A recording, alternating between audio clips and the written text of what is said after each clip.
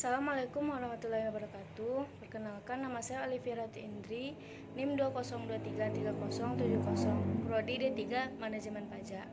Saya akan mempresentasikan materi tentang negosiasi perpajakan di era digital 4.0.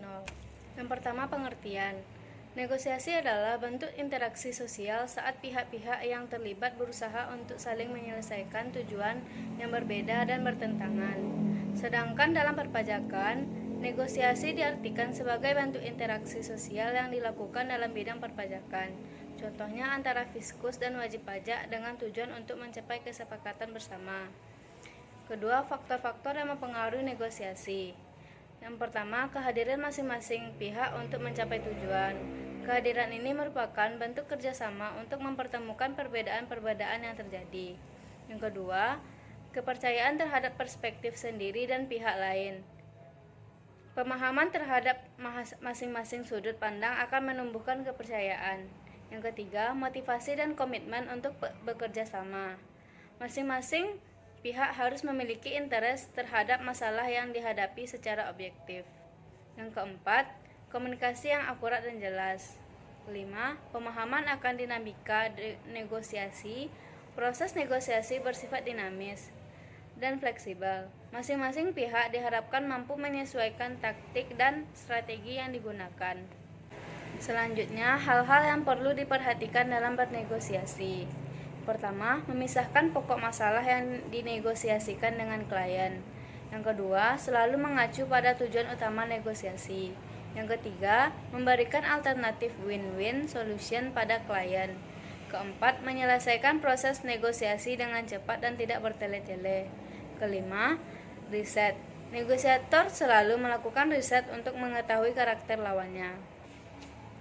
Selanjutnya, strategi dalam bernegosiasi. Yang pertama yaitu win-win. Strategi ini dipilih bila pihak-pihak yang berselisih menginginkan penyelesaian masalah yang diambil menguntungkan kedua belah pihak. Yang kedua, win-lose. Strategi ini dipilih karena pihak-pihak yang berselisih ingin mendapatkan hasil sebesar-besarnya dari penyelesaian masalah yang diambil. Yang ketiga, lose-lose. Strategi ini dipilih biasanya sebagai dampak kegagalan dari pemilihan strategi yang tepat dalam bernegosiasi.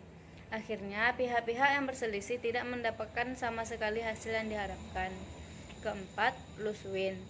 Strategi ini dipilih bila salah satu pihak sengaja mengalah untuk mendapatkan manfaat dengan kekalahan mereka. Selanjutnya, keterampilan dasar dalam bernegosiasi. Yang pertama, harus mempunyai ketajaman dan keahlian. Kedua, harus bersifat sabar. Ketiga, mempunyai kemampuan beradaptasi. Keempat, mempunyai daya tahan. Yang kelima, mempunyai kemampuan bersosialisasi. Keenam, mempunyai konsentrasi yang tinggi. 7. Mempunyai artikulasi. Yang ke-8, memiliki selera humor. Selanjutnya, proses negosiasi. Pertama, menyampaikan gagasan dengan kalimat santun.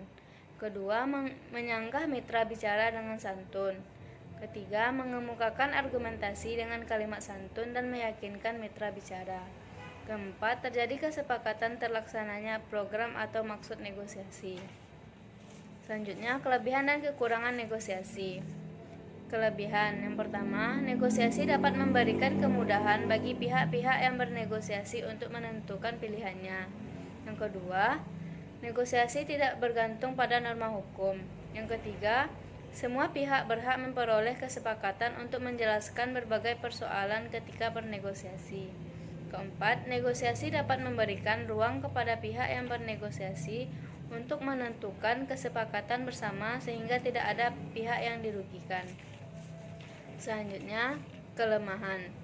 Yang pertama, negosiasi tidak berjalan lancar tanpa adanya kesepakatan antara pihak-pihak yang bernegosiasi.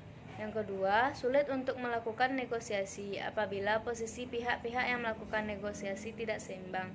Dan yang terakhir, ketika bernegosiasi, hasilnya tidak dapat diputuskan secara langsung. Sekian presentasi dari saya. Assalamualaikum warahmatullahi wabarakatuh.